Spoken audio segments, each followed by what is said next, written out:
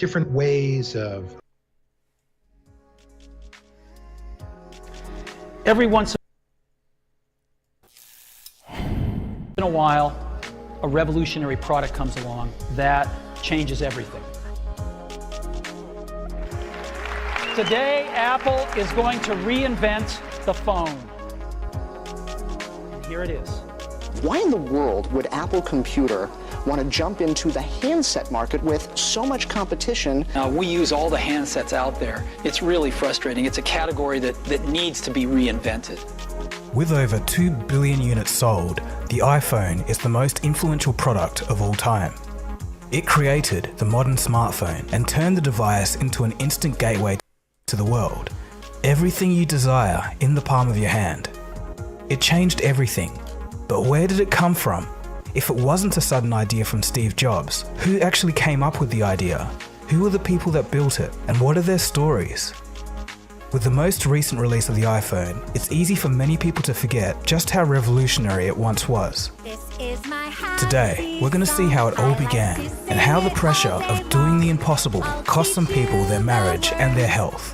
This video will include my exclusive interview with Ken Koshenda, one of the pioneers of the original iPhone.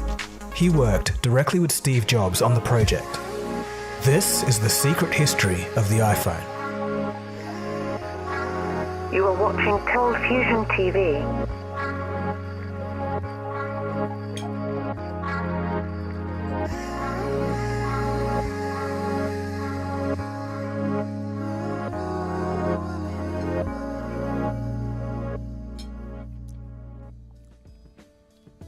To begin our story, we have to go back to the early 2000s. At this time, human-computer interaction was a mess before smart devices. Manipulating digital objects was a chore. In the early 2000s, zooming in on an image usually meant clicking on a menu, selecting the zoom option, and then selecting the amount you wanted to zoom in by. How we zoom in on an image today couldn't be more different. We can simply pinch a screen and manipulate it with our fingers. Back then, such interactions weren't obvious and only became possible with touchscreens. Touchscreens existed back then, but they were predominantly resistive touch. That's the kind of screen where you have to use a lot of force to touch. Think ATM screens or information screens at train stations and airports. On smaller screens, resistive touch is inexact and frustrating. In the 90s, Apple tried to use resistive touch in a device called the Newton, but it failed. Before even dreaming of a device like the iPhone, this was the first problem that had to be solved. By 2007, the world was looking for a new way to approach the mobile phone. They just needed a company to be in the right place at the right time with the right product. You may be surprised to find out that the first seeds of the iPhone came not from Apple, but from a small company in Delaware called Fingerworks. Founded in 1998 by Wayne Westerman, Fingerworks had figured out how to use a different type of technology effectively. It was called capacitive multi-touch. It was fast, responsive, precise, and most importantly, smart enough to recognize multiple fingers and what they were trying to do. I reached out to Wayne for an interview, but unfortunately, after his company was bought by Apple in 2005, he was whisked away and sworn to secrecy. He couldn't give me any interviews about his work. In the early 2000s, Fingerworks released a trackpad called the iGesture. It helped people with wrist injuries easily use a computer without aggravating their injury. Wayne Westerman, the founder of Fingerworks, had suffered from a wrist condition himself. Sometimes he couldn't type more than a page without his wrist suffering. Instead of despairing, this condition motivated him to innovate new solutions for his university research paper, and this resulted in the Fingerworks technology. Wayne even wrote a simple AI program to help the system understand the differences between accidental and intentional touches. When gestures were performed, the pad would interpret them and turn the movements into computer shortcuts like copy, paste, and scroll. Wayne Westerman and Fingerworks would play a critical role in the development of the iPhone. Here's Ken Koshenda to talk about it a bit more. My name is Ken Koshenda, and for many years I worked at Apple from 2001 until 2017. In 2005, I was asked to join the iPhone project. I had very good experience working with Wayne.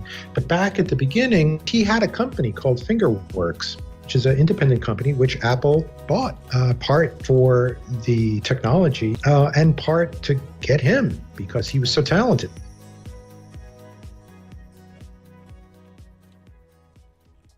Early on, Steve Jobs hated the idea of Apple making a phone. He was concerned about a lack of focus in the company, the precise issue that he'd solved on his return to Apple in 1997. Steve Jobs believed that a phone would only serve a niche geek market. Cell phones at the time were not the easiest to use, so you can understand why it wouldn't have seemed right for a trendy company like Apple to get into this market. As we all know, this sentiment would later change.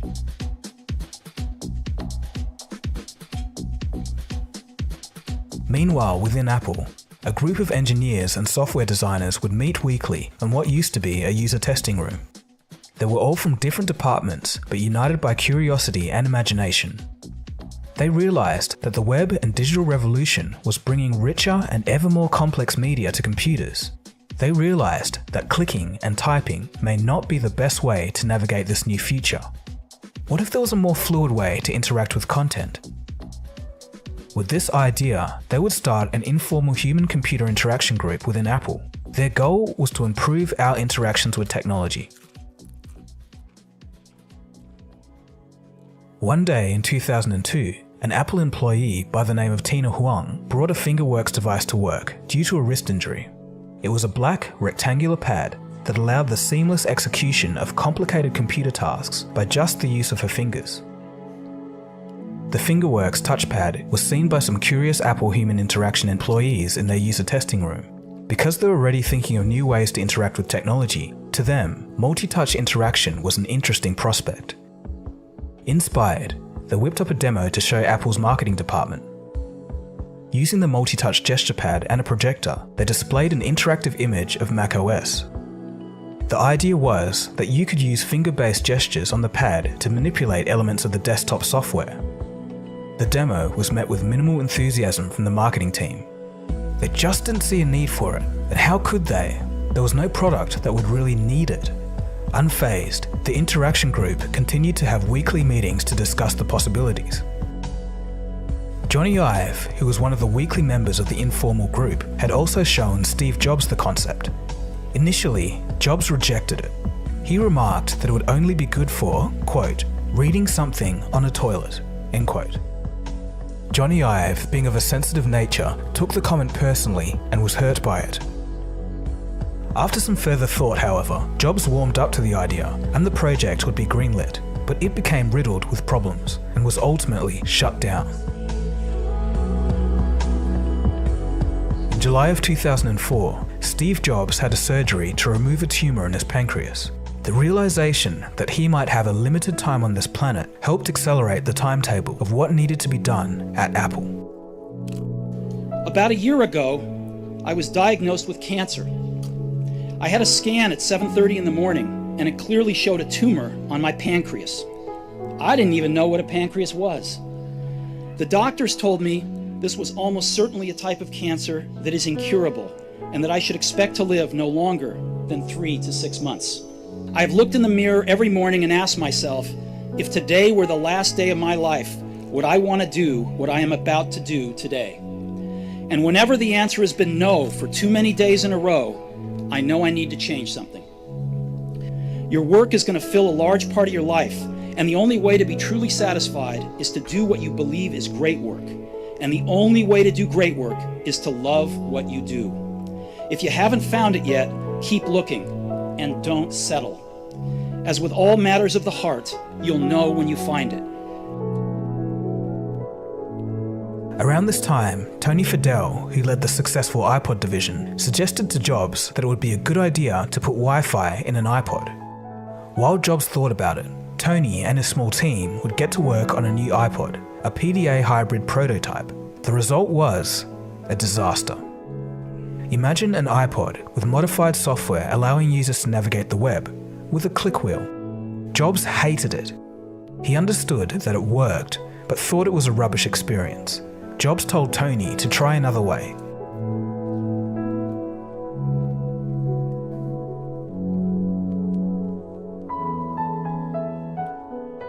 In 2005, Bas Ording, a programmer and UI designer, received a call from Steve Jobs asking him to make a demo of a touch interface of a scrolling list.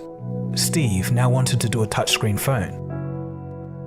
Demos were the way that Apple as a company worked through creative concepts and ideas to see what could be the next product. And then we would make demos and something you could try out right away. And the thing is, these first demos and prototypes are never any good. You think that there is going to be some genius aha moment, but it never works like that.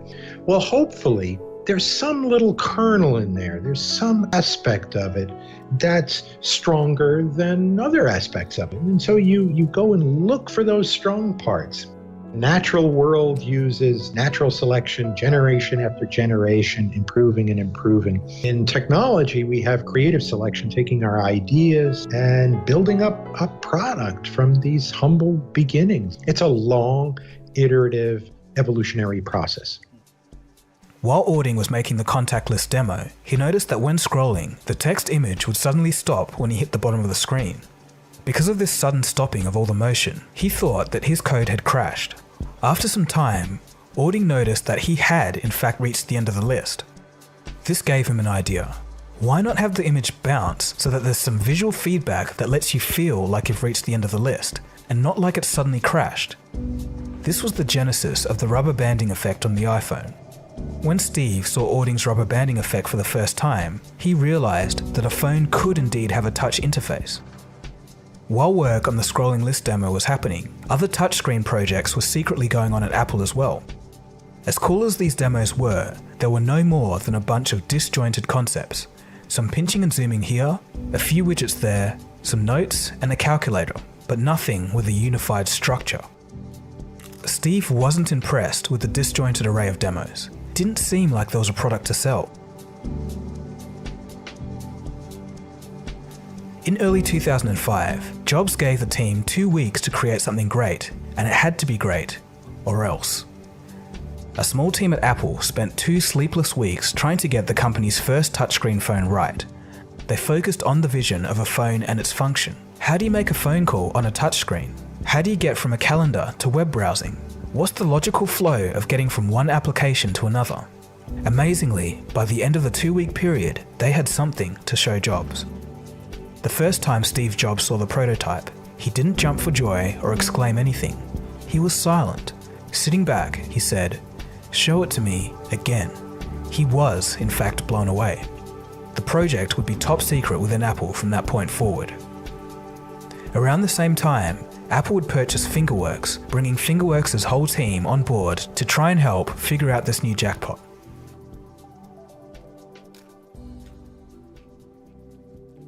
So now, Apple had 2 choices on how to transform this technology into a product. 1. Enlarge the already successful iPod into a phone, or 2. Shrink macOS down into a phone using Fingerworks touch technology. Nobody knew which would work best, so Steve let both ideas run. The iPod enlarging team was led by Tony Fadell, and the multi-touch macOS team was led by Scott Forstall. Forstall's team was seen as the underdogs. After all, Tony Fadell had helped push millions of iPod sales and was also working on being the absolute most tedious of snooze festers out there. Why is your face so small and red? Did Rudolph punch you again in the tiny package like last year? Getting cold this year, huh?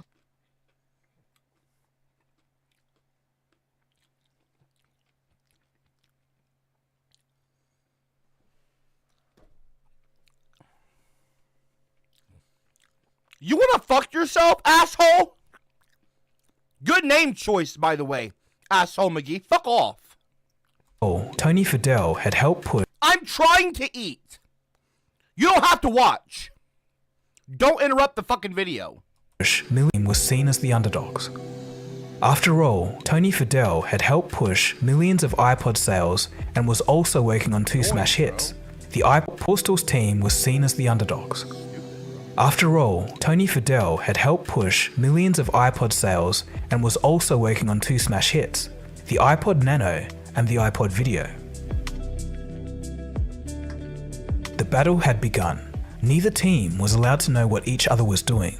In fact, the hardware guys weren't allowed to see any software, and the software guys weren't allowed to see any hardware. Hardly anyone working on the phone at Apple knew what the device was going to look like until the keynote, and they weren't given a solid date for that either. During the stress, To all the cocksuckers commenting on me eating, it's 8:34 p.m. Here's a little missing fucking context since you're so concerned with my fucking diet. This is my first time eating today. Again, it's 8:34 p.m. I woke up at 10 a.m., by the way. A normal-ish time. It's my first time eating today. I'm having 1 Chipotle burrito. Why don't you suck my cock? some members would quit and others would be fired. At one point, Phil Schiller, head of This is water, in case you're worried about what I'm drinking. marketing, had had enough and thought that both projects should be scrapped. An Apple phone with a BlackBerry-style keyboard seemed like the most sensible option.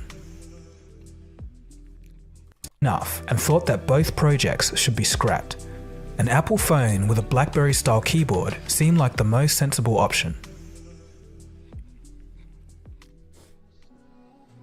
While these projects were going, top Apple executives convinced Jobs that something needed to be done about encroaching MP3-capable mobile phone sales, and quickly. Jobs agreed to partner with Motorola, the coolest phone company at the time, with their thin Razr phone. They would make an iTunes phone. The idea was, people would try out iTunes on the phone and then hopefully go off and buy an iPod. Apple would have no involvement in the hardware, only focusing on iTunes integration. The result was the Motorola Rocker. Already outdated on release, the thing just sucked. I go there and I just fuck up. resume my music right back to where it was. You're a fucking cunt. Well, I was supposed to resume my music right back to where it was.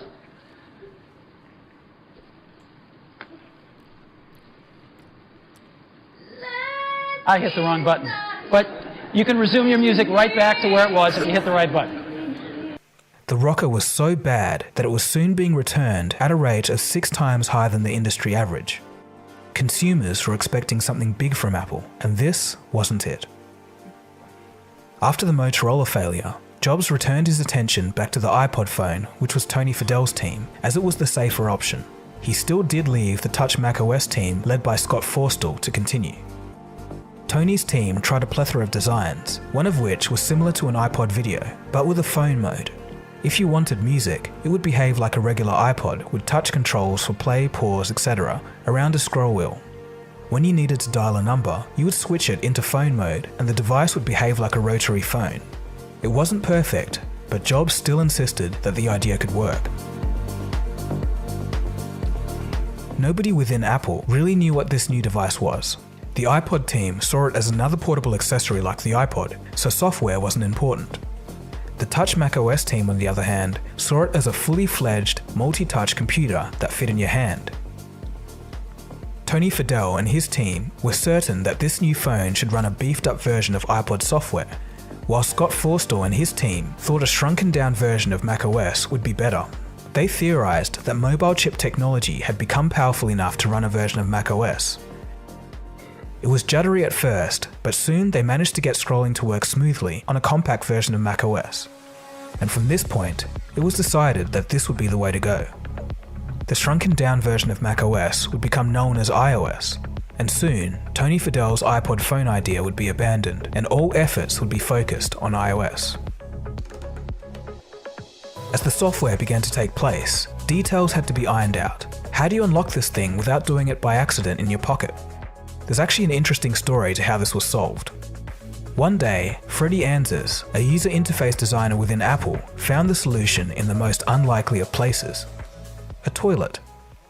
One day, Freddie was on a US domestic flight and felt the need to relieve himself. He got up from his seat and went to the toilet. As Freddie locked the cubicle door, he happened to observe the locking mechanism. It was so simple. You just slide it to unlock, and that's it. This concept lit a light bulb, and the result was the famous original slide to unlock feature.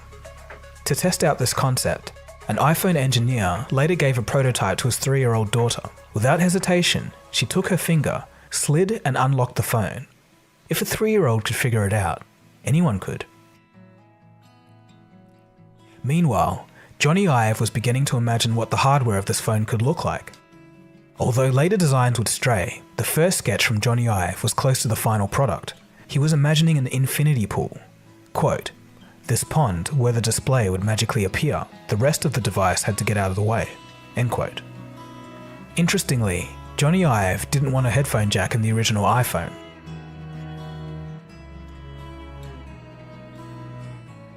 As the project dragged on, tempers rose within the company due to secrecy, competition, and the time pressure of the project. And it was no wonder. Everything the teams were making was new. Touchscreen technology was in its infancy. The Apple engineers had to figure out how to make a transparent version of multi-touch mass-producible. Untested custom chips had to be developed. Cell reception had to be worked out. Material designs needed to be perfected. Basically, these teams, which had never made a phone before, were now trying to make the most ambitious device ever imagined. Imagine how it must have been for the developers too. If any app they were working on crashed, it could have been because of virtually a million things, from their coding to any one of the numerous experimental hardware components. By February of 2006, the team at Apple still didn't have a CPU, basically the brain of the device, and they were supposed to ship in a year. They decided to contract Samsung, who they'd partnered with previously for chips within the iPod. They asked Samsung if they had any powerful CPUs within certain specifications, and they did, but the only thing Samsung had was from a cable box. Without telling Samsung about the iPhone, Apple said they would need modifications to this chip in just 6 months. This is much less than half the usual development time for a new chip, and this would later cause problems. By early 2006, The iOS software was making great progress, but the keyboard still sucked. It was just too small to type on, and it failed in all of the demos. Without a good keyboard, the whole phone wouldn't have worked. Realizing that the entire project was in jeopardy, Scott Forstall paused all development of applications on iOS and made everyone focus on the keyboard issue. Everyone on the team built keyboards for 3 straight weeks. When it came time to test the results of their work, they all still were no good, and there was only one engineer left to demonstrate his keyboard. It was Ken Koscienda. Nervously, he set it up for Scott to type on. Surprisingly, it worked, and it was accurate. The breakthrough was made by using primitive AI to figure out what was actually being typed, essentially a predictive text. For example, if you were to type the letter T, there was a high chance you're going to type the letter H next. So the keyboard would make the contact region for H larger without changing the appearance of the button to the naked eye. Ken also had the foresight to use a dictionary to power suggestions and autocorrect.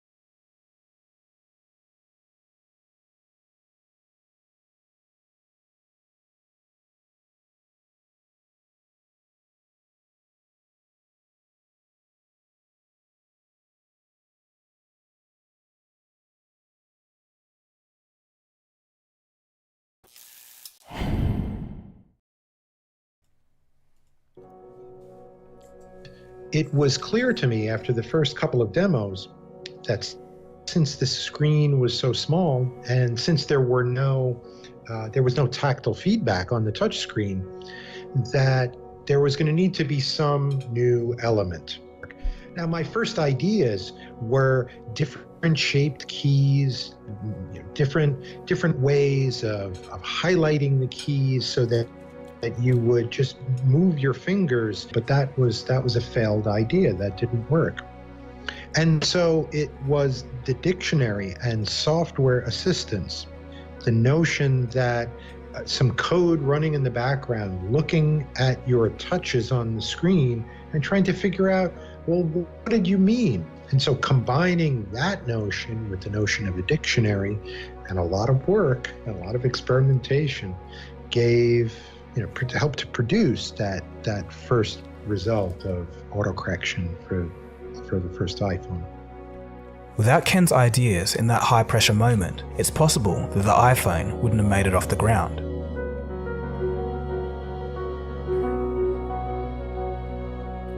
As it was all coming down to the wire for Apple, disaster struck. Just 3 months before the launch, the custom CPU chips from Samsung still had bugs that caused the phones to crash. With such little time left on the clock, it was looking like a catastrophe was in the making. As stress built, engineers started working 7 days a week, and some slept in their offices. Tempers flared, and employees shouted at each other. One employee slammed a door so hard out of frustration that the door handle broke, and she got trapped in her office and had to be broken out with a baseball bat. It seemed like the iPhone, which held so much promise, would be Apple's greatest disaster.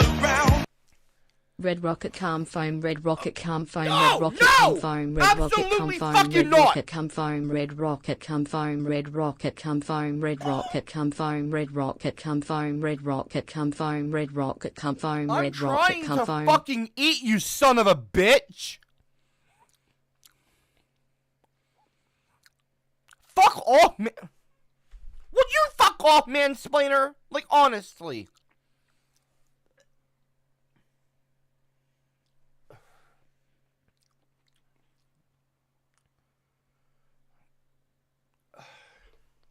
I went to get more water, by the way, jackass. He went to go get more food. Literally, I ran out of water. Dumb bitch, I fucking hydrate. Other aspects of the iPhone were still being slapped on very late in the product development cycle. Don't do that shit again! One of its killer apps, Google Maps, was only added as an afterthought. On the hardware side, the original iPhone screen was supposed to be as an afterthought in cycle. One of its killer apps still being slapped on this disaster. Other aspects of the iPhone were still being slapped on very late in the product development cycle. One of its killer apps, Google Maps, was only added as an afterthought. On the hardware side, the original iPhone screen was supposed to be plastic like the iPods, but the decision to use glass was made 1 month after the launch.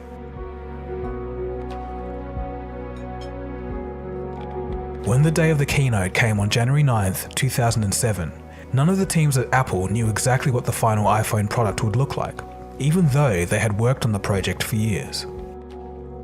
When Steve Jobs took to the stage, some things were still incomplete. The iPhone's buggy CPU issue hadn't been properly solved yet, only patched up for the demo. This meant that the phone could crash at any time during the presentation. The Apple team held their breath, sweating, as they sat and watched Steve Jobs excitedly proclaim, and we're calling it iPhone. There was mostly a positive reaction from the crowd, but also some uncertain laughter, as some thought that Jobs was joking about the name. Yet, the demo was going well. The crowd was loving the smooth scrolling and technological magic they were witnessing. There we go, right there. And to unlock the phone, I just take my finger and slide it across. Right? You want to see that again? Go to sleep. We wanted something that you couldn't do by accident in your pocket, and just slide it across. Boom. Well, how do I scroll through my list of artists? How do I do this? I just take my finger and I scroll. That's it.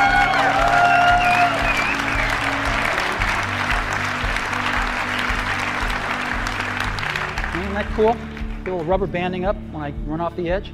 We call it the pinch. I can bring them closer together or move them further apart to make it bigger or smaller. And so I can just move them further apart and stretch the image.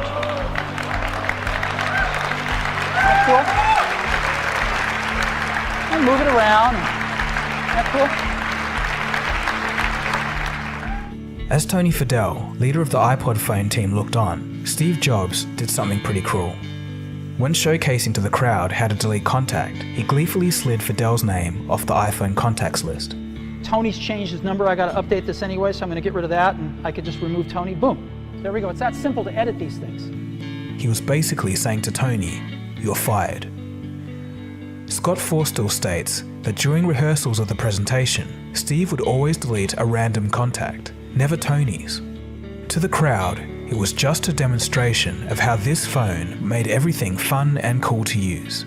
To those working at Apple, it was a message. Tony was in trouble.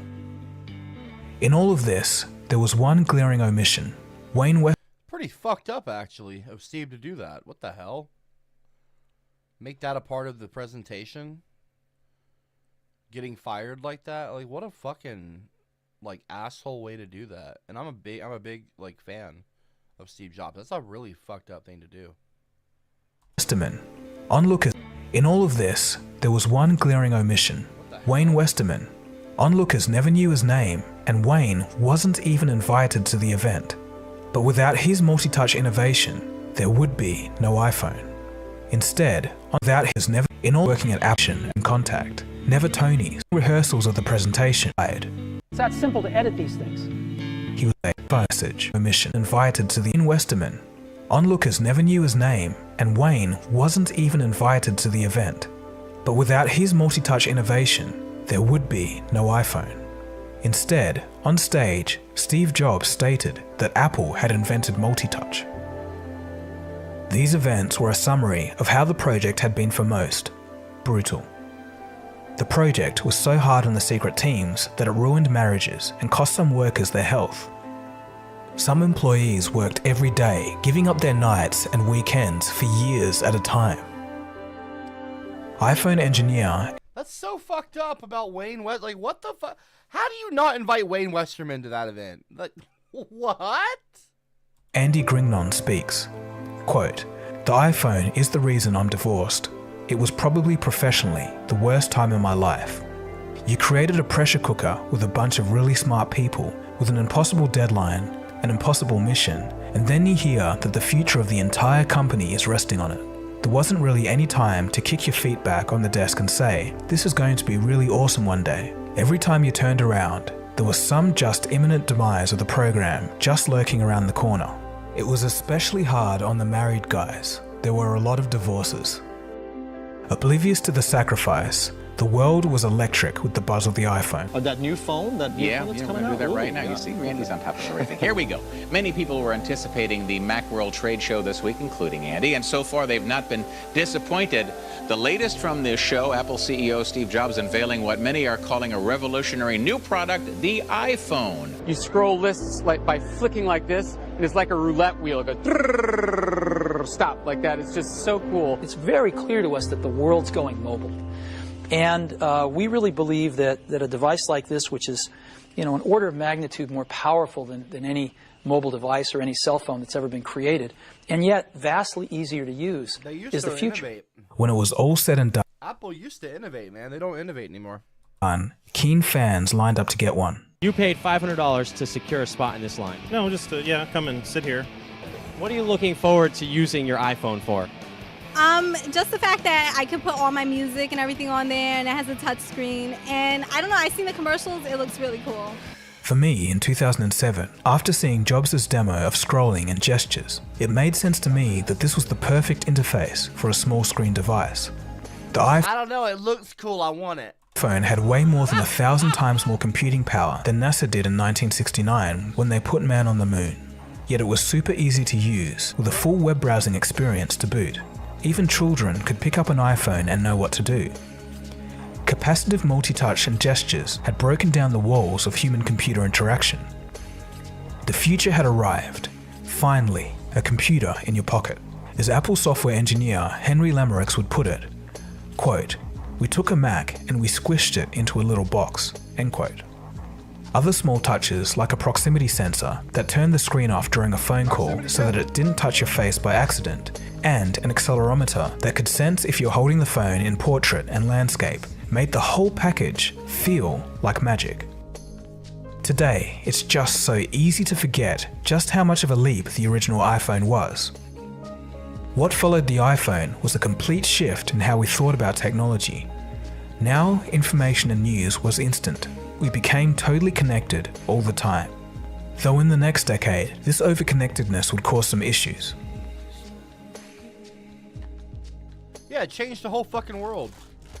Once the initial fanfare was over, the sales of the iPhone would be slow. It would take the introduction of the App Store in 2008. It's one of the most influential and revolutionary items that humans have ever created. Like, you have electricity, you've got obviously like the car, but like as far as like modern tech goes, I don't know if anything comes close in modern history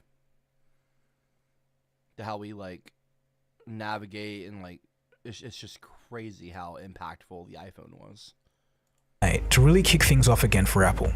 You'll still have people go, Android is much better. You're not listening to what I'm saying. So you have some comprehension issues there. If it wasn't for the App Store, the iPhone could have just been one of those devices that looked cool and was cool to use, but never caught on. For an entire year after the iPhone's launch, it could run a grand total of 16 apps. But there was only one home screen. Yeah, but let me tell you, Android people, I'm not joking, they're like the vegans. Vegans, listen, vegans, bicyclers, people that ride bicycles around the city, and Android users. Maybe Linux people now. It's like, let me tell you, did you know I'm a vegan? I can't have that, actually. I'm a vegan. It's like, no one fucking asked, dude. Vegan, bicycler, Android user, okay? Like you're not special. Oh, atheists.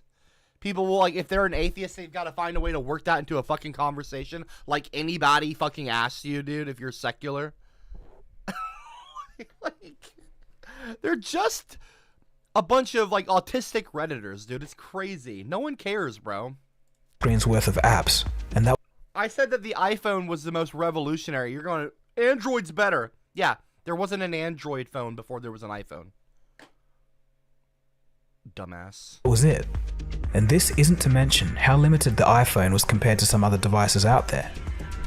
It had no multimedia messaging, no video camera, no cut and paste, no 3G, and the list goes on.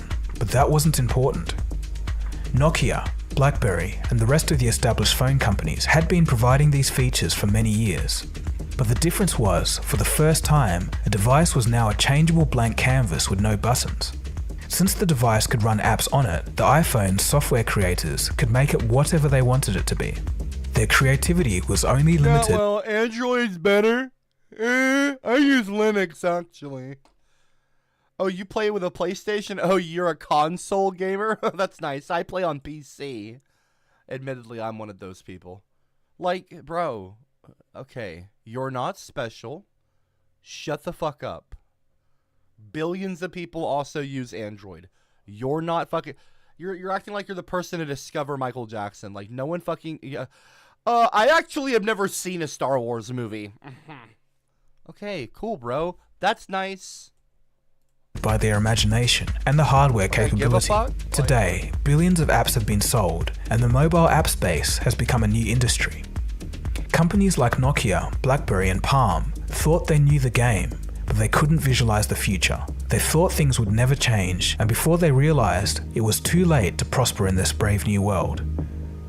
Google was working on their own BlackBerry-style phone with a hardware keyboard. But when they saw the iPhone presentation, they abandoned that idea and went for full touchscreen. The result was the very first Android phone. Oh! Oh, will we? No, oh, will we? Oh, no, wait, what? Oh, will we? Wait, I thought Android better, though. Android before the iPhone launch. It's basically a white fucking BlackBerry. It's a white berry, okay? You got the white berry, and then the iPhone came around, and like I said, dipshit, revolutionized and influenced, and then voila, an Android. Like, shut the fuck up, you clown. You Android clowns are so fucking goofy. Android better. Bitch, I didn't ask. But that's a story for another day. Android better, though. As the years passed, people became less and less excited with each new release of the iPhone. Use your fucking brain. Maybe we've reached a point where the devices are just so good, there's only incremental improvements we can make. I asked Ken what he thought of Apple's direction, and he stated that if he was perfectly happy with Apple, he wouldn't have left in 2017, but he hopes that they continue to innovate. As we all know, Apple isn't the only game in town anymore. Competition is much stronger than ever before. Well, maybe the next big thing from Apple is around the corner, but at this stage, only time will tell. Gotta be the glasses. The story of the original iPhone is one of great sacrifice, risk, and reward. A story that shaped technology and the world as we know it. It gave the average person an interface to almost infinite information and knowledge, all in the palm of their hand. But sadly, almost nobody knows who invented these technologies and what the cost was to innovate such a device. To finish off, we'll have some words from Ken. It's gotta be the glasses. I hope that you all use technology and enjoy it. Some of the products that maybe that I made are useful and meaningful to you, and bring you some joy in your life. If they do, then I've done my job. In all of this, something has to be said for Steve Jobs. He may not have invented the technologies, and Ken told me he wasn't the nicest person to work for. But Steve did care about making great products, and he would push people and squeeze the very best out of them to make these products happen. And in that vein, without Steve, there also would be no iPhone. If you've watched this video to the end, thank you, I appreciate it. I hope you can now look down at your iPhone or the other smartphones that followed and appreciate how they came to be. If you want to see more video documentaries from my book... Okay, shut the fuck up now, you're done. Yeah, no, dude, Steve was apparently a fucking dick. I gotta get this shit straightened out. Give me 1 sec, I'll be right back, guys. This is so annoying. So fucking annoying, dude. I wish Steve was around to fucking invent a better microphone cord or handle, whatever.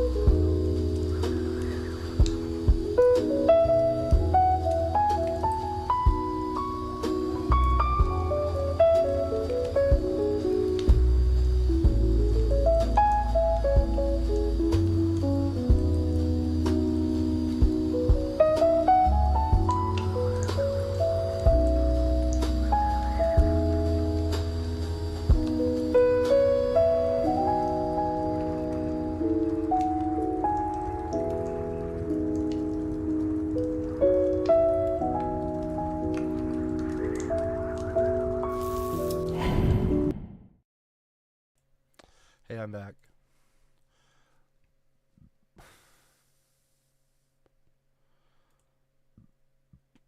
Drop a 111 in the live chat if you guys would ever want to watch me work in Unity and Blender. I've been learning Unity for a while, unbeknownst to everyone, and I've known how to use Blender for a long time. I'm actually pretty decent with Blender. Joe. Learning Unity.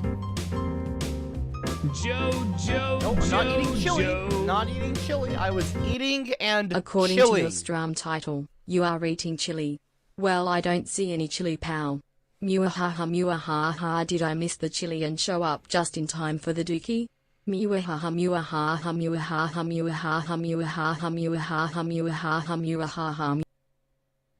What the hell are you talking about? Art, what the hell are you talking about? According to your SRAM title, you're eating chili? Well, I don't see any chili, pal. Are you a fucking cartoon character? I don't see any chili, pal. Did you read the title of the stream? I am eating and chilling, pal. What are you, Dr. Evil? What? Shut the fuck up. I just want you guys to be better. Damn, haven't seen CopperCab and well, hello. Hi, nice to see you, Argy. Or RG, whatever your fucking name is. Yeah, I've been learning Unity for a while. Ambient occlusion. And I've been learning some development, software development. I haven't gotten into the coding side of it all yet. But there's this thing called Udon, UDON. And it's what we use in VR chat to program certain things, to make games in VR chat. I'm working on developing a VR chat world. And the world, I unbeknownst to everyone, I didn't spoil it. I know, I'm going to spoil it here now. Well, I'll just show you. This is kind of a big deal. You guys don't realize it, but it's kind of a little bit of a big deal. Let me just show you. So basically, the first world that I'm building in Blender and Unity myself is I had an idea. I had an idea about a while back. Really kind of came to full fruition today. Was what if I took a Discord server, took my Discord server, the Discord server, what we all of course call the Copperverse, and I visualized it. What does the CopperCab Discord server look like as a three-dimensional world? And I thought, what world better to be the first one? And I'm going to make it like nodes.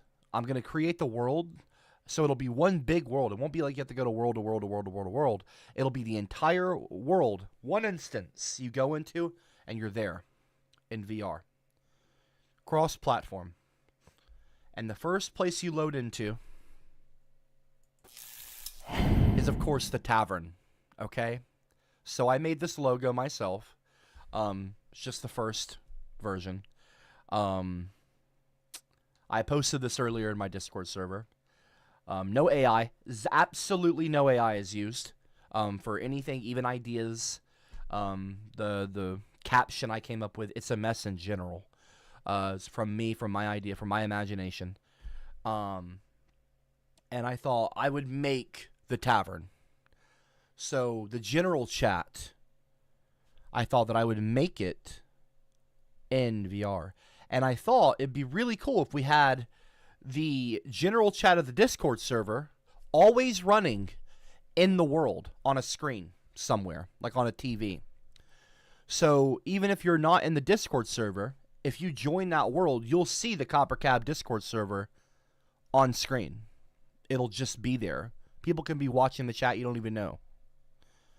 And maybe that's not a good idea. I don't know. But that's just one part of it. I mean, it's going to be an actual tavern, like modeled, like with chairs and like a window looking outside into a nice city or whatever. Like, what does that look like? So there will be references all over that will be not like too ridiculous, where it's like if you never have been a part of the server, you wouldn't get it and it would confuse you. But it'll be like a green apple or like a rotten egg somewhere sitting in like a bar area, just sitting somewhere nonchalantly, where if you're a part of this community and this subculture, essentially, you will get it and it'll feel like home to you. And you'll be like, oh, that's a rotten egg. Oh, that's a good apple. Oh, there's the big book sitting on the shelf in the back there. I see the big book. So I want to have the tavern. I want to have the classroom. There's going to be a Copper's classroom area. And like a whole classroom. Some class clowns have scribbled on a desk. You know, they've scratched their names in like a base Giga Chad or a satirist, you know, underneath one of the desks or like on top of the desk, you know, in the wood, how, you know, people would scratch with a pen their name into a desk. And little things like that. Nothing huge, just kind of like, you know, this and that. And I thought that I would make this world first, the tavern. And it's just going to be the tavern. I'm only going to focus on that. And it'll be the first and central node. And I'm going to build out from that. I'm going to just make it one kind of world, and I'm going to build onto it. Like, so you'll go down a hallway. Like, you'll leave the tavern, and maybe... I'm like, a feminist. Who said that women being treated unfairly? It'll be like a school hallway. Maybe there's, like, some lockers, and you'll see, like, you know, 64 Beastie Man was here. Like, written somewhere, just like in graffiti. I don't fucking know. Just throwing an idea out there, like, you know, a class clown sticker icon, you know, someone put on their locker. And you go down the hallway, and then, like, instead of classrooms that you go into, each room in the hallway, like the school hallway, like a high school hallway, shut the fuck up. You're a fucking cunt. Is gonna lead to a different environment. So it's like you're going to enter a whole new world through the classroom door, like Narnia, going through the wardrobe. And so like one will be, of course, a classroom. Maybe that'll be the first room you enter. And then beyond that, it'll be like a different kind of thing, like multiversal. It'll be like, you know, the 18+ area. And to get in there, you have to have a special code. And I'll only give that code to people with the 18+ role, you know, in the Discord server. You'll have to message me to get it. So it'll be a very exclusive area. Maybe it's like a strip club or like some kind of bar or something with like some adults, like strip poles. Going on further than that, you'll have other places too. So I just thought it'd be really cool. Of course, we'll have a dungeon area. The dungeon, you know, as a reference to the dungeon where people get sent before they get kicked or banned, with like chains and all that and stuff. And I just thought it'd be really cool to basically make Copper's Kingdom as a Discord server world. And I'm going to start with the tavern. Maybe I make it an actual tavern in a town square. You know, maybe I like can go on Gumroad or someplace, like get someplace that already has like some towns that are already made and I can like modify them. I don't know. I kind of like the idea of making it fully myself, even modeled, and not just downloading like 3D models that have already been made. Yes, that can save time.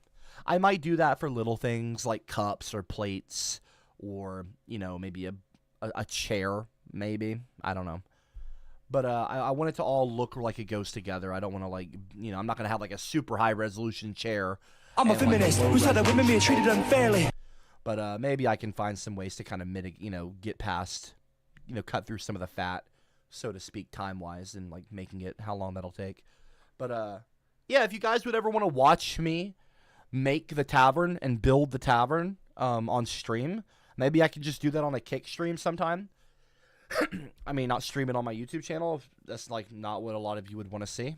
But maybe on, like, a Monday or Tuesday when I don't normally stream anyway, I could stream me working on it on Kick. Little Unity Blender stream. For those of you who are kind of into that kind of thing. And it can kind of be a soft tutorial, too, if you're interested in that side, you know, side of stuff or sort of stuff. If you're into Blender or if you're into Unity, I wouldn't mind narrating kind of what I'm doing and like how it works. It's really not that hard. Blender's not that. A lot of these softwares, now that I'm still a noob in Unity, but like I'm not a noob in Blender. Like a lot of these softwares, they look intimidating, but they're really not. It's just about knowing what button does what. And once you know what things do, it becomes like a language. And these are not that hard to learn. These languages are not like actual languages where they're hard to learn, but you kind of know your way around. If you know like what certain, you don't have to know everything. I don't know every single thing in Blender. I don't know everything in Unity. But if I know what I need to know to get what I want done, then it's cool. You know, you don't have to know every single thing to get onto a software like Unity or Blender. You just need to know what you need to know to do what you want to do. So it doesn't have to be that intimidating. You can ignore the rest of your screen. You know, you can just focus on the parts of your screen that you need to use. So it's just a big sandbox, these softwares. They're not that bad. They're not that bad. But yeah. Thought I'd make the tavern for VR chat. So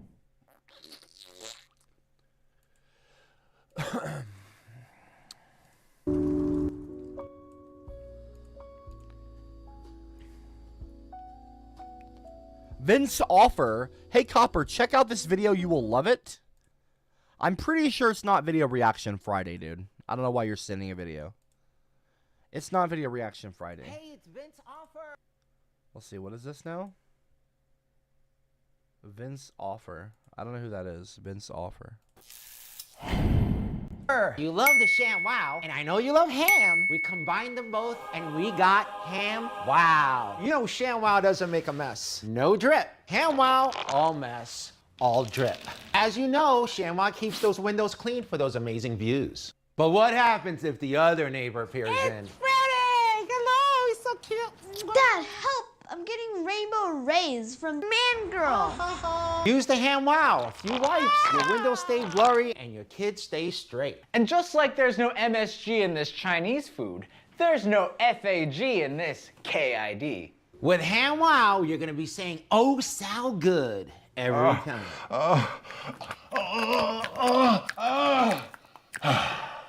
Good morning. Is that ham I smell in the oven? No, it's not. I'm just enjoying my morning jerk with my Ham Wow. Made in Germany, you don't want the Chinese knockoff. It's made in Germany, the swine capital of the world. Here, want to try it? When you're done, we'll have the Ham Wow for lunch. What do you say? And hey, take your time, like I said, super durable. Ham Wow holds 10 times its weight in pork fat. Are the kids entitled snobs addicted to their devices? How about you come swing a club with your old man, huh? You like my fit pops, I ain't gotta listen to you. So wander your musty ass back to your fascist white Fox News and friends. Son, you're clearly Caucasian. How dare you misrace me? I ain't white, I just real light skin. Listen, my nigga, you white, you ain't black. I'm tired of this shit. Now, slam those Gen Zs like the good old days. You can use it in the house, the car, the RV, the boat, the horse.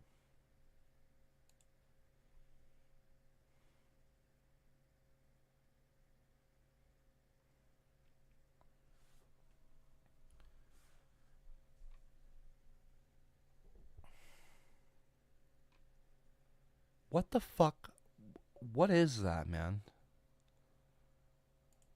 Is that the Sham Wow guy? Oh, it is the Sham Wow guy. That's literally his YouTube channel name. It's the Sham Wow guy. The Sham Wow. That's funny. Yeah, no, I'm cool. I'm cool. Long live Palestine, says Brian Rosenbaum. T4, Wow.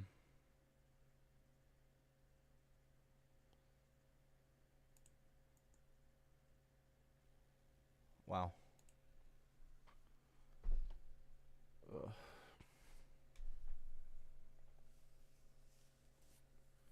You guys ever have one of those days where you just wake up and you just have a headache all day? Like all fucking day? It's been one of those. I can't like really raise my voice. I can't really yell. I can't really like, my energy is just not there. I'm just like having a headache today, dude. I got normal sleep. I woke up at 10 a.m. Like, I'm just having a headache, you know? I took 2 Advil. I didn't want to. I'm one of the types of people where I like to raw dog certain kinds of pain. Drop a 333 if you're like me. If not, whatever. And you're not weak if you're not like, if you're not like that. I'm not even saying it that way. I'm just, for some reason, I've always been someone that likes to take as little amount of pills or medications as I need or as I can get away with. I've always been someone like that. Like, I just, yeah. If I can get away with not taking Advil even for a headache, I'll do that. So I was avoiding taking Advil because I was like, no, I'm good. Like, Aubrey kept offering me Advil. I'm like, nah, like for my headache. I'm like, nah,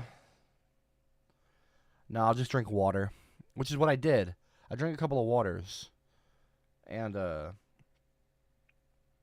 took a hot shower. I went out, did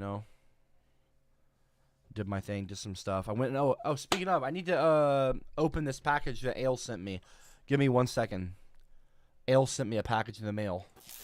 I gotta open it on stream. Oh, I have no fucking idea what this is. This is a big package, too. I don't know what it is. Fucking, like a picture or something. Okay. It says fragile, handle with care. This one says fragile, handle with care. And I feel like it's the size of a painting. Now, I hope that it, I hope that it's not a painting. Make sure I'm not doxing anyone here. Handle with care. Fragile. So I don't know what this is, but yeah, this is from Ginger Ale's Racist. So let's play some chill music and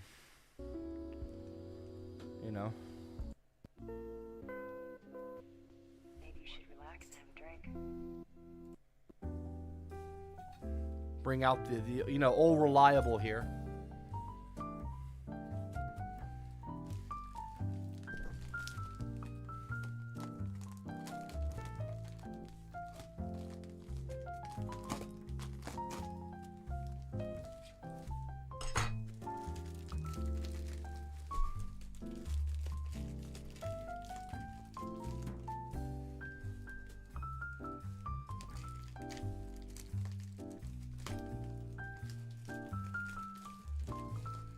Bro, why is there so much fucking tape on this thing, bro? I'm serious. It's crazy.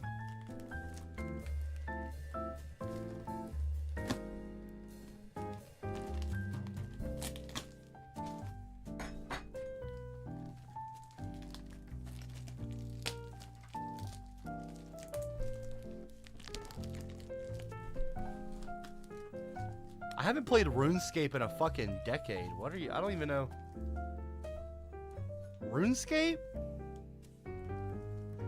Bro, RuneScape is 2025, bro. I play VR. Half-Life Alyx and VR chat and Valheim and shit like that. I don't play RuneScape. We talked on Skype? Skype? I'm not even trying to be a hater. Skype? What the fuck? MySpace? What is it, like, what is it, 2009? The fuck? 2009? What the hell year is this? 2025. I'm a zillennial, bro. I'm a zillennial. Look it up. I'm a zillennial. I don't know about... I was on Skype, yeah, but, like... I don't remember half of the shit I did on Skype, bro. Skype is... That's like legit forever ago. Alright, here we go. We got some paintings here. I think it's paintings. Tell me what's in there, y'all.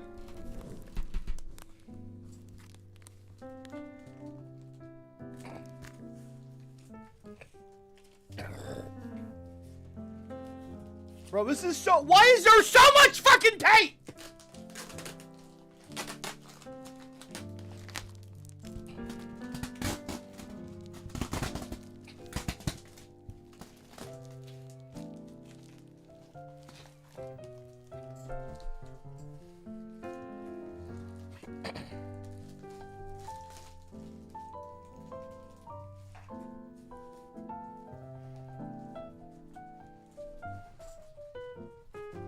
Fuck, dude. Here, I'm gonna open it so I don't see what it is. Hold on. We're gonna see it together at the same time. If it doesn't fucking break...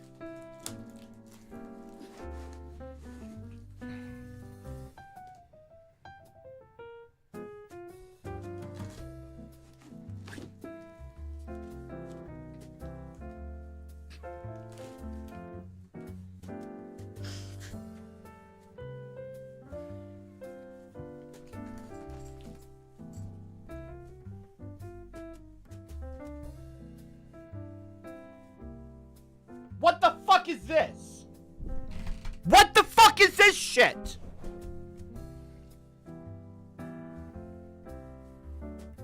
Is this the fucking painting? Is this...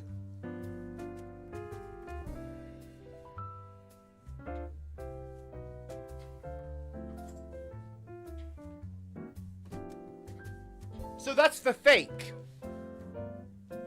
That's the fake one. I see.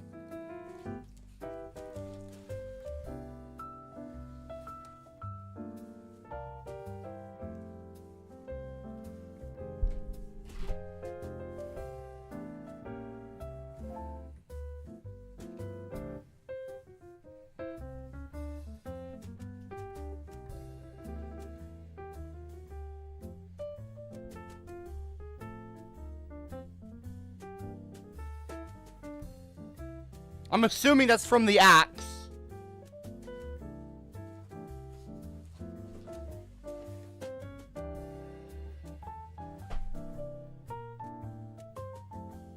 What in the fuck am I looking at?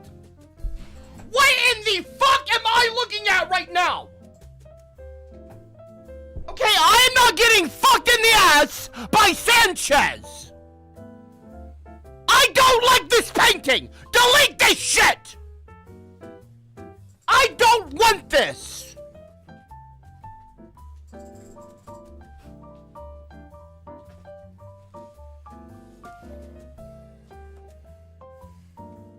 Again, I don't know what this is. The way I'm holding it, I can't see it. Hold on. It's just a bad day, not a bad life. What the fuck does that...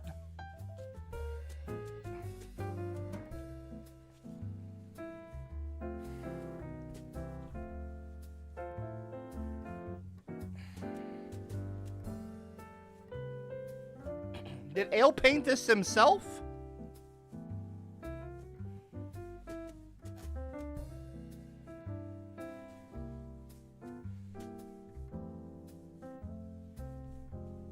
It says Stanley on the back.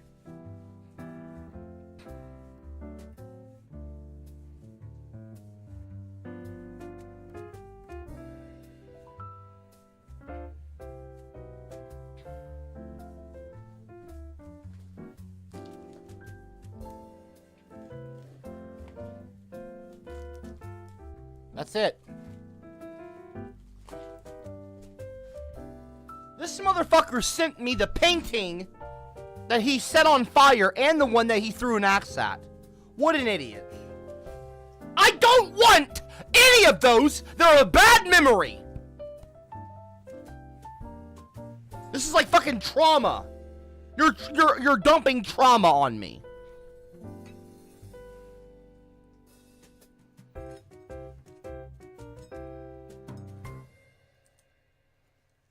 This shit is so nerve-wracking to put up in its sheath because this shit is so fucking sharp. You guys have no idea.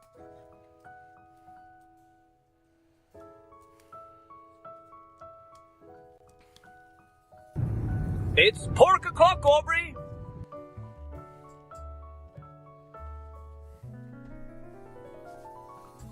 I got $800 on the Copper getting Cooper. It's not Cooper, it's Copper. Getting fucked one, yeah.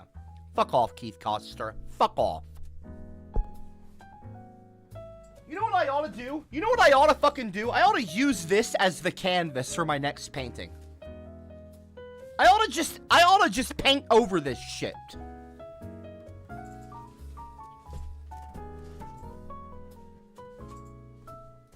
Or I'll like take the painting that he threw an axe at, that he chopped up, and use that.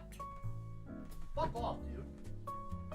Or the one with the hole in it, the one that's been burned, literally.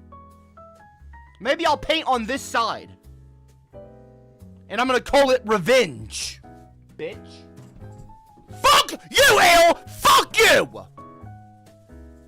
You know what I'm gonna do? That's it, I'm announcing it now. I'm gonna take this painting. This is a famous painting in the community. And he took this and set it on fire over the Asian Ashley. The Asian Ashley debacle, which was like an 8-month drama thing. I'm gonna paint on this is canvas. I'm gonna actually not paint on this side. I'm gonna paint on this side a brand new painting, and I'm gonna use the burn spot and incorporate it into the painting. Cause I'm actually creative. Unlike Ale's bitch ass. Fuck off, Ale. Fuck you, Ale! Fuck you! You taunt me, bitch!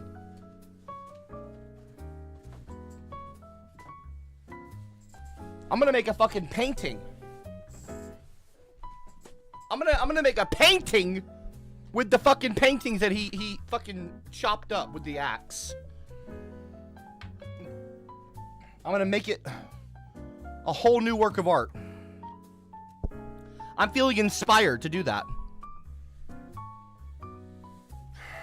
I'm gonna make it better. What was once destroyed will be recreated and made beautiful again. No, I'm not selling the fucking painting! I'm making a point with it!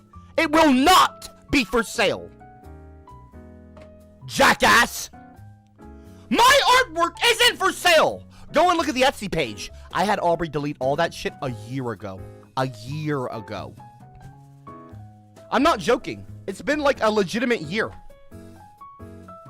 I think it's been a year since a single painting has gotten out of my grasp. I think it's been a little bit over a year. Never gonna happen again, bitch. Never going to happen again.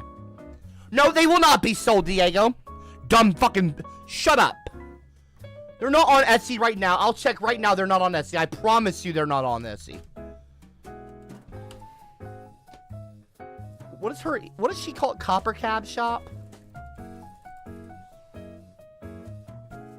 I don't see anything. How do you search for it? How do you even use Etsy? How do you sign in? I don't know the email. I have an auto sign in. What is this? No.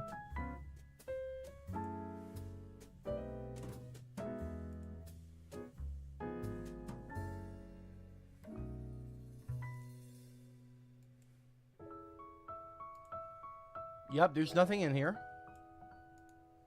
I'm trying to find it. I don't know how Etsy. I don't use Etsy.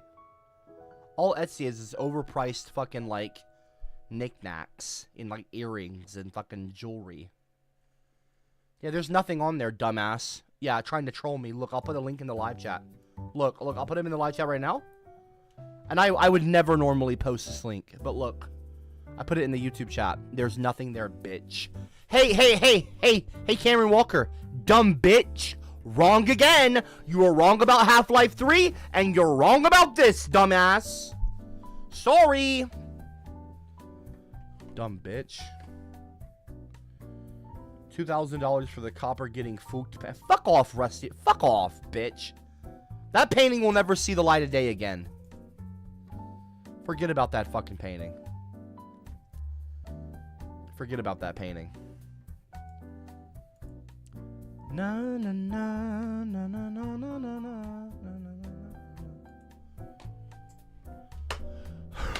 Okay, If you guys don't stop bidding on the paintings, I'm just going to end the stream. I can do that right now. Keep bidding on my paintings, and I'll end the stream.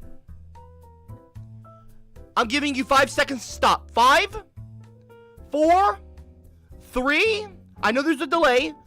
2, 1, 0. The delay is over. Y'all should have all heard me by now.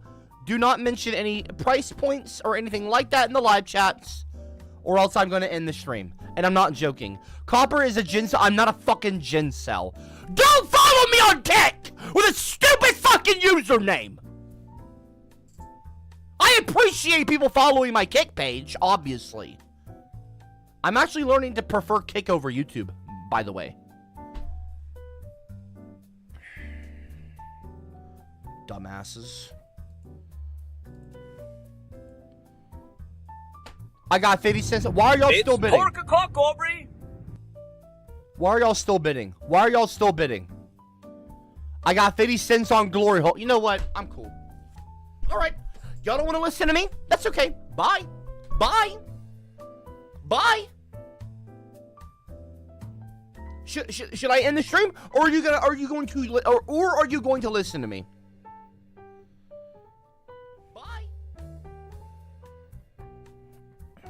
Should I end the stream? Or are you going to I need the chat. Okay. Here's what I'm going to do. Idea just came to me in the moment. I am going to be looking for new mods for my YouTube channel and Kick channel. Kick.com/CopperCab. Maybe a mod will link it in the live chat on YouTube. Go and follow me over there. So I'm probably going to be streaming on Mondays and Tuesdays on Kick. Exclusively. Listen to me. I'm going to be starting to recruit more mods, because it's clear that I have a lot of trolls on my channel, both on YouTube and Kick. The way I'm going to find people to make mods is I'm going to have my mods look at the live chat and watch the live chat, and I'll look at the live chat myself. I am looking for people, users, people that are viewers, that are active in the chat and are policing their fellow classmates. And when I say policing, I don't mean that in a bad way. But like, say if there's someone being an asshole in my live chat, spamming, trolling, I'm looking for responsible viewers that will comment and reply to them and say, hey, cut it out. Shut up. Stop saying that nastiness. Be mature. Stop interrupting Copper. Gingers are a race. Saying these things, you don't have to kiss my ass. Okay? You're not a kiss ass. You're not a teacher's pet. But if you're good, then I might mod you. Okay? You might get modded. Okay? You might get modded. So just start basically defending me and defending the class and the chat. Defending the chat. It's not even about defending me. Defend your fellow chatters. Stand up against the trolls and the bullies. And I might make you a mod in return. If I notice you. If Senpai notices you, and I might. Stand up against the trolls and the bullies, you know? And I might make you. Oh, I have an echo. Yeah, sorry about that. That's from the Kick thing. So, yeah. So, like, right in the live chat, we have someone saying, shut up, gentard. What I'm looking for is for someone to comment in the live chat on YouTube and at King of the Diffs, who says shut up, and say, hey, you shut up. You shut up. You know? Tell them off. Tell them off, you know?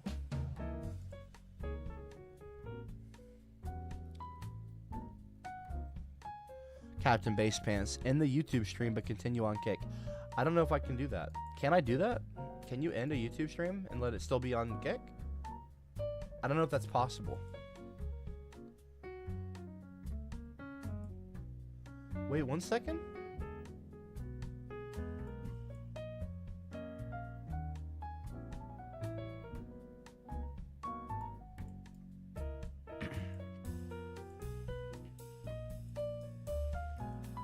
Oh, shit. I thought LeBron James finally fucking retired.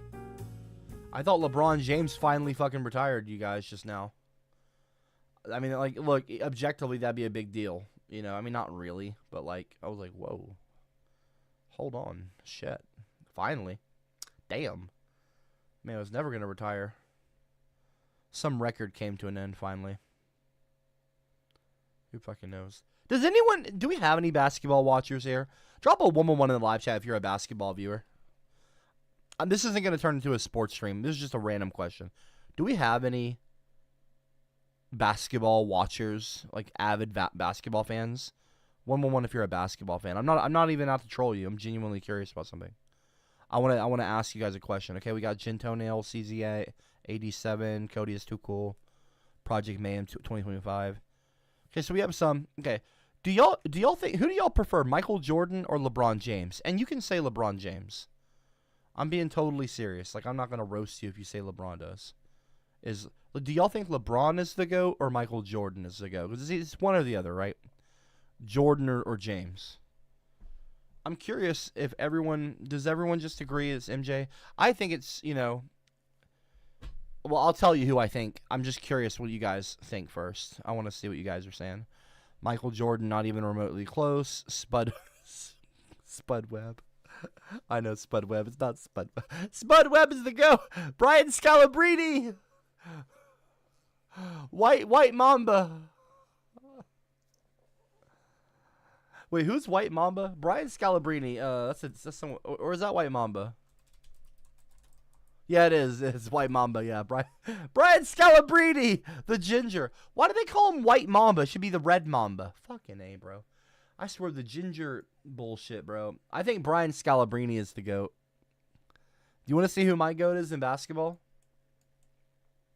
Do you want to actually see who my favorite basketball player of all time is? This is Brian Scalabrine.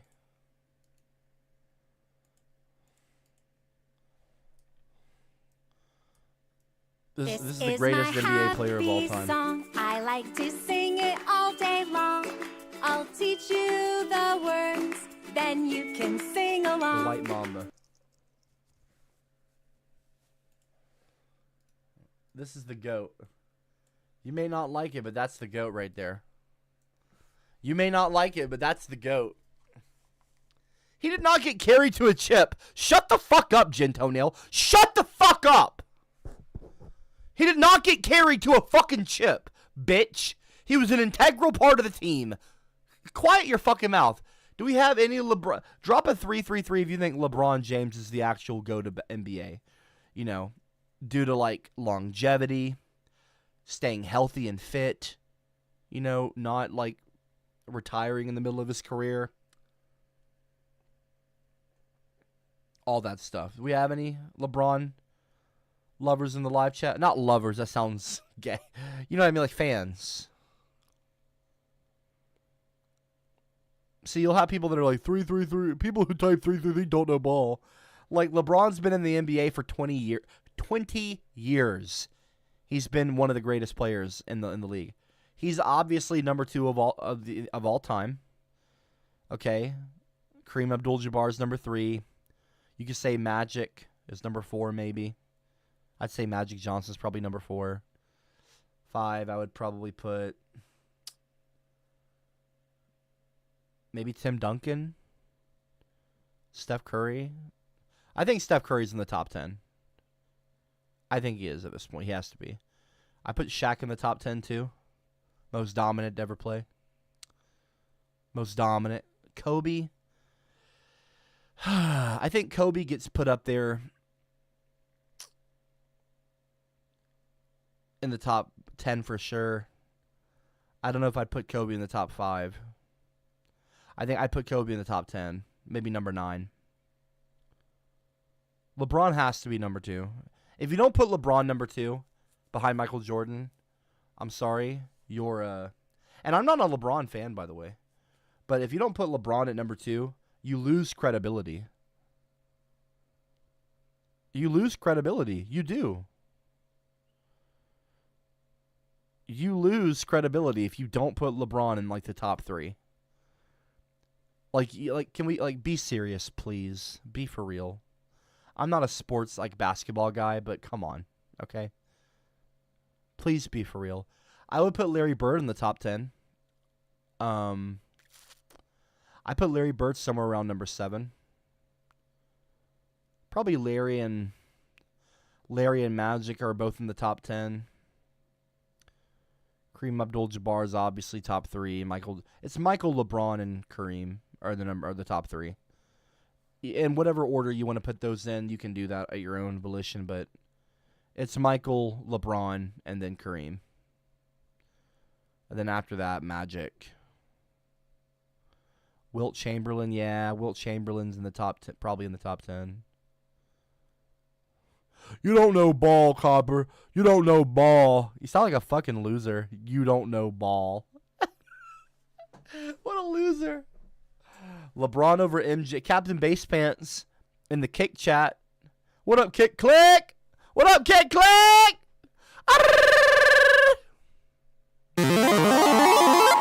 What up, Kick Click? We got Captain Base Pants in the kick click in the kick chat. Fuck off, Rusty Reboot. Don't join the Rotten Eggs, please. Don't ruin the stream. Don't put the Rotten Egg on the beautiful legend himself, Brian Scalabrine. The red Mamba, not the white Mamba. Captain Base Pants said, LeBron over MJ. He's been in the league since I was in middle school, LOL. I mean, like, come on. There's something to be said for sustained excellence, okay?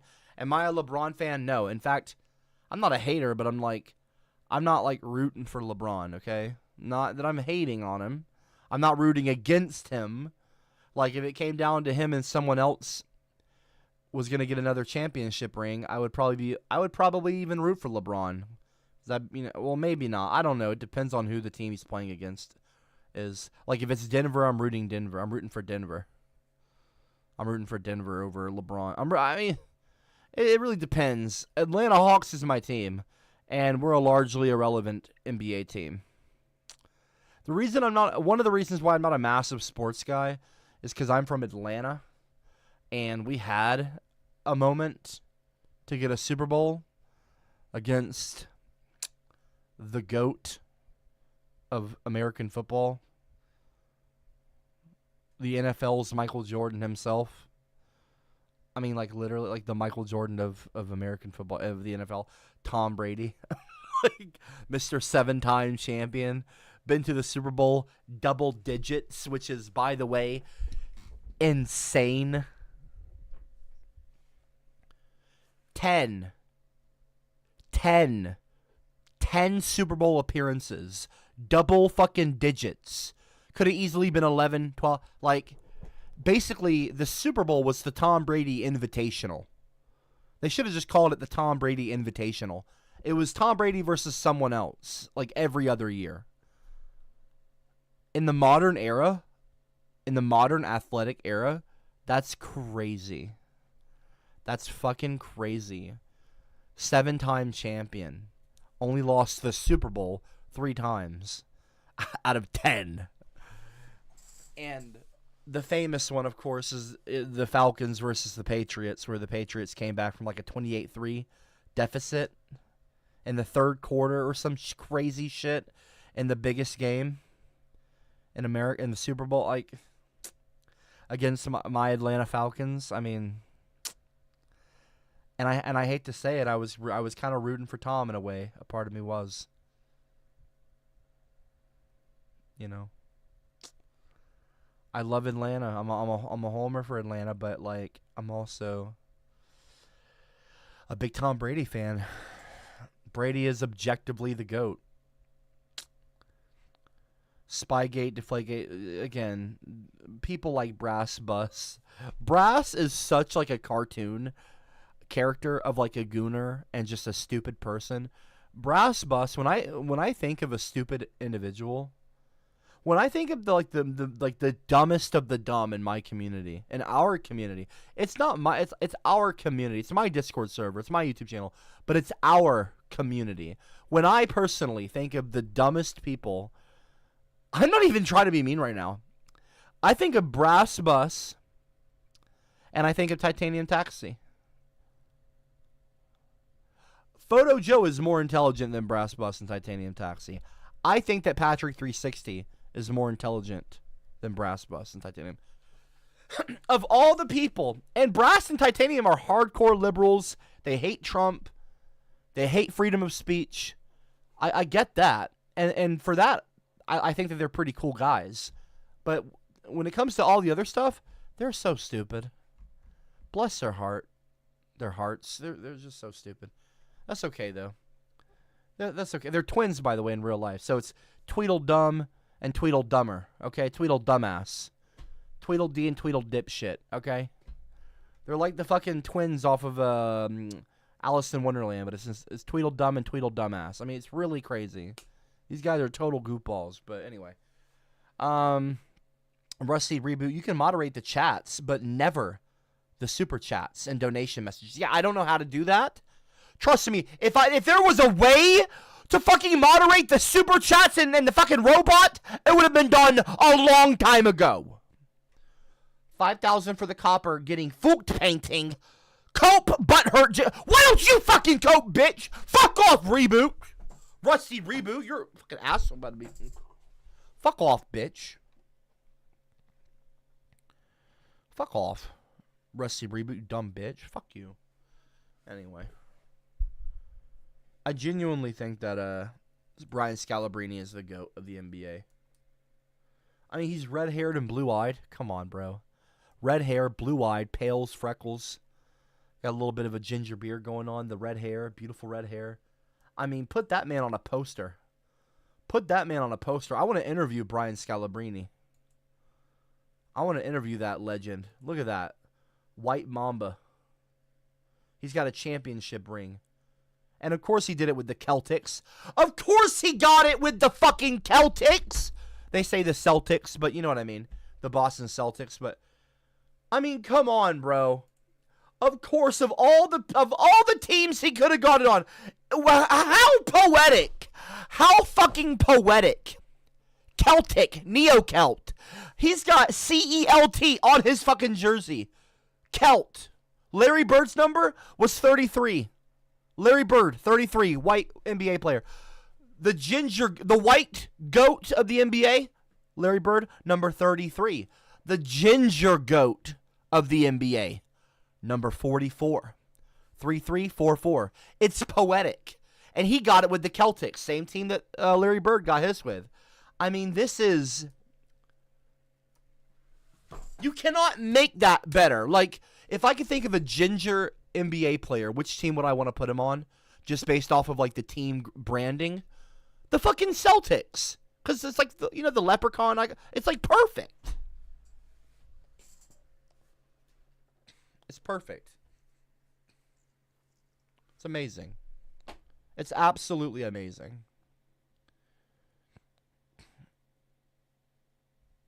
He's the GOAT, man.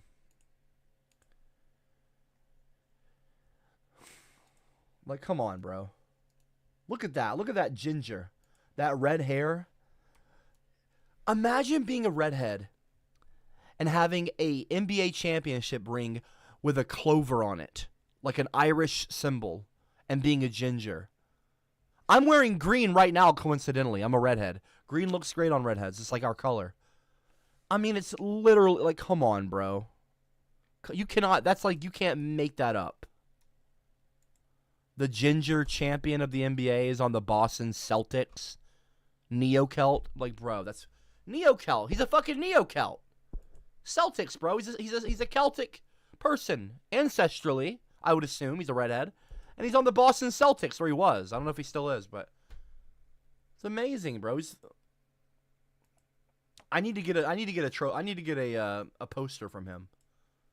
I wonder how much a poster from Brian Scalabrine is. Let me look this up on eBay. Hold on. Can you guys guess in the live chat how much a Brian Scalabrine side poster is?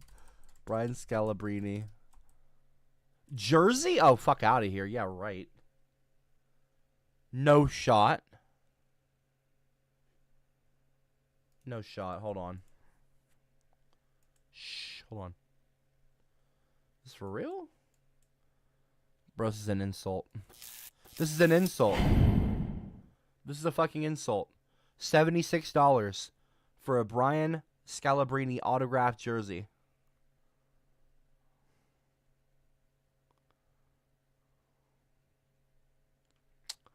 You know I got to get one, right?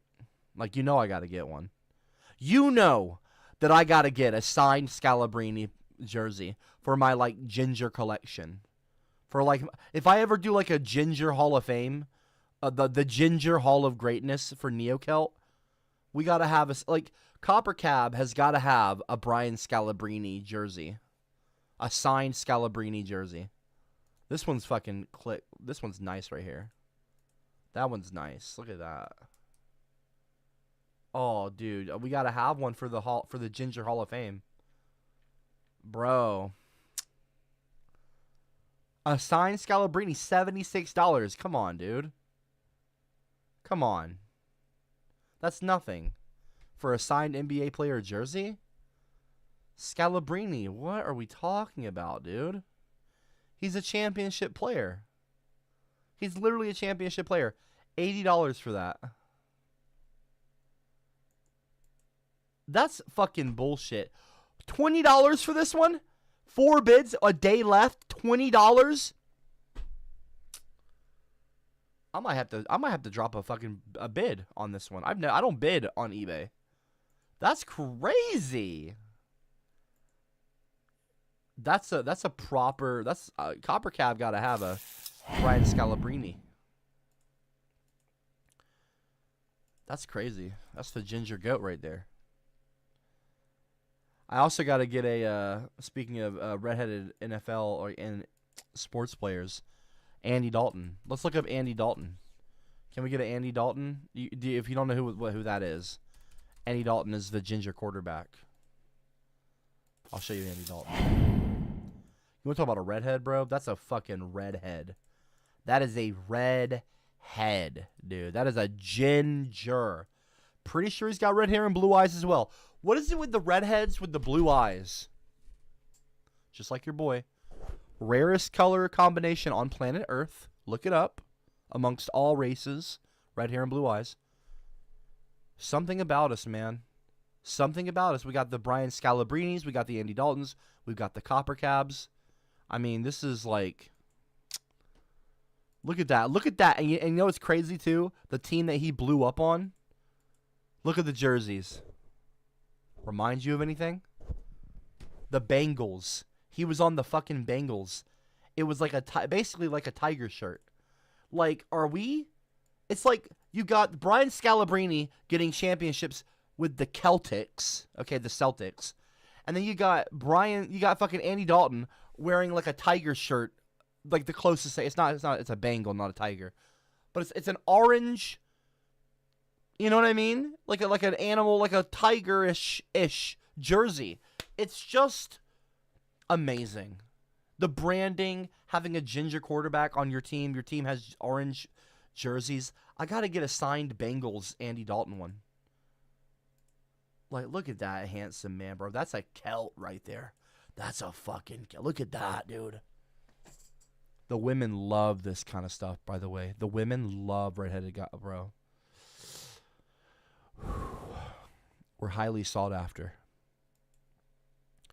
I would put Andy Dalton up there with the great ginger players, bro. They're the great ginger stars. Look at that. Just beautiful head of hair, dude. That beard. Ugh.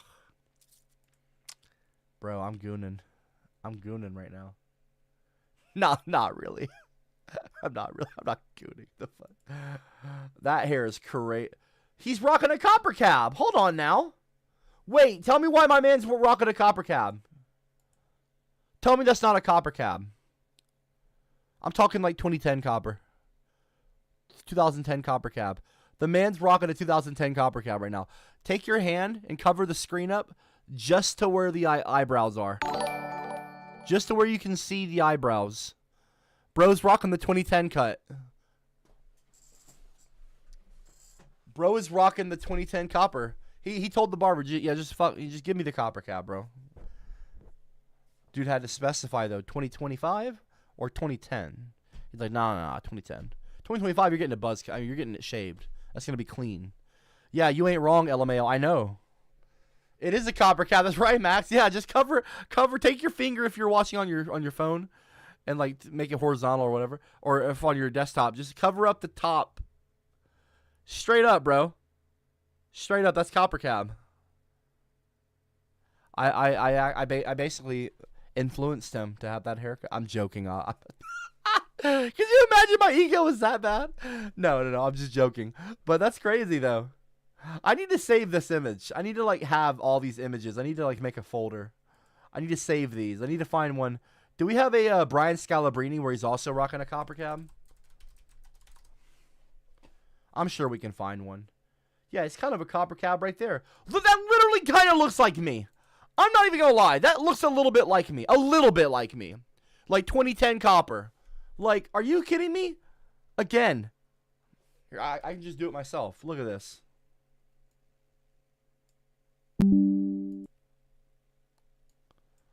Look at that. Like, you're seeing, like, there's a little bit of, like, a 2010 Copper. It's crazy, dude. It's crazy, the influence.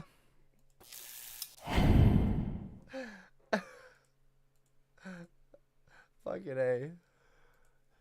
It's crazy, dude. The influence is crazy.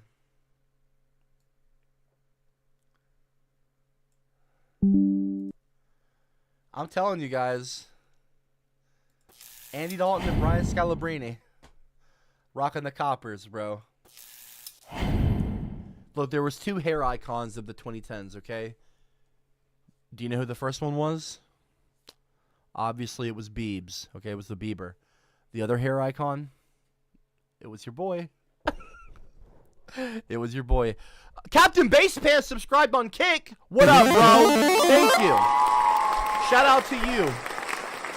Shout out to my black twin. My little body. Whenever like I see CBP in real life, we just walk past each other on the street. We don't cross the street or anything. We just like, that's what we do.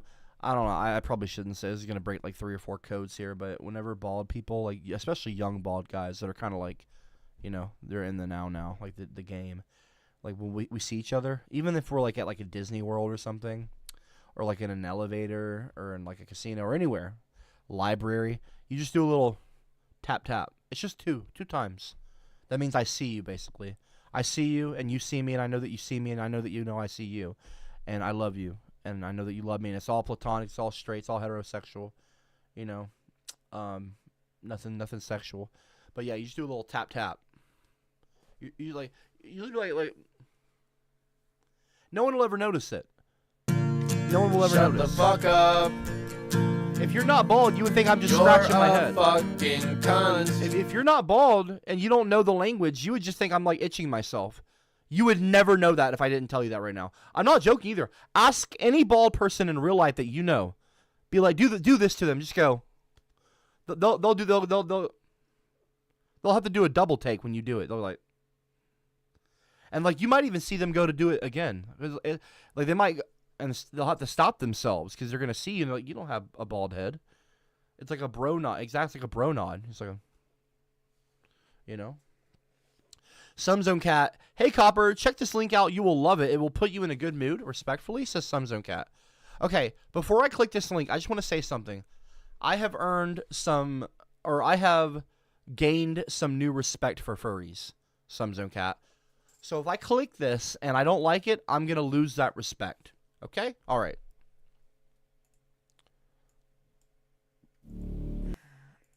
I didn't read the title yet. I actually have avoided the title. I don't know what this says yet. Okay. This is some Cat video. Clowns. What the fuck is this? We own the Stram. The chat always wins. No, you know the spam clown emojis. Do not spam fucking clown emojis in my live chat. Do not fucking do that. Spam clown emojis. What is this? Now shut the fuck up. No, you shut the fuck up. Red Tyrant. I am not a tyrant. Ranga Rager. Okay, this is stupid as fuck. AI bullshit. Lesbian Fanger. Class clowns. Do not join the class fucking clowns. Class clowns. Class clowns. Bow! Bow! Bow! Bow! Bow! Bow! Fuck you! Fuck you! Propaganda! Propaganda! Fuck you! Fuck you! What the fuck was that? Redland? Hold on, what was that? Redland. Oh, fuck off the book of... You're not making a fucking video game. Shut the fuck up. That's literally AI bullshit. Redland, the video game teaser. It is not a teaser. You're not making a fucking game. Shut the hell up, dude. Made with AI to purposefully piss off Copper. Yeah, whatever, dude. In-game footage feature. There is no in-game footage. It's AI. That's literally all AI. You think? What do you think? I'm a fucking smooth-brained moron? No, I'm not. Shut up, bitch. Shut the fuck up. I'm just gonna comment on AI slop. AI slop. And now I've lost all my respect for furries. I've lost all my respect for furries. You know the facial expression that Andy just made?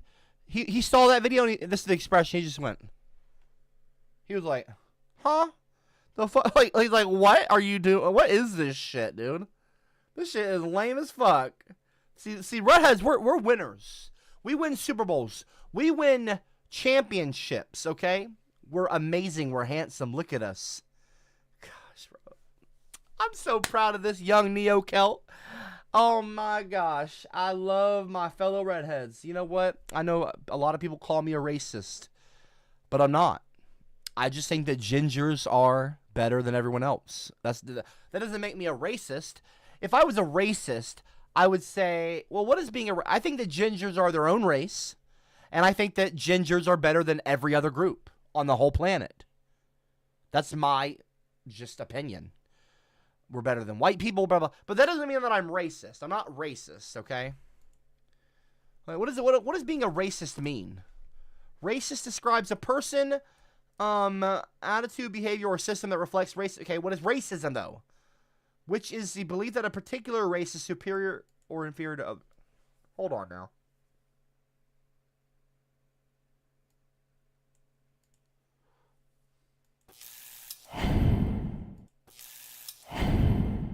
I'll be right back.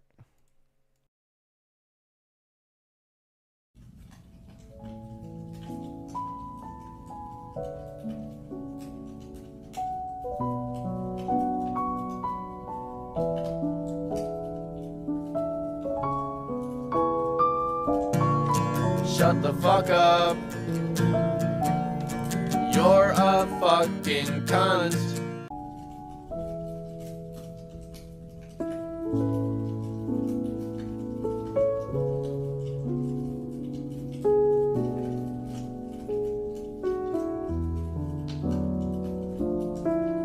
Okay, yeah, I'm not a racist, okay? I don't know about all that now. I don't know about all that now. I'm a preservationist, not a racist. Brass Bus Copper, oh, look, you spelled my name right. This video will help you with your headache. Okay, let's see. Let me see here. What do we got? Press play. This month. Here we go. She's my cherry pie.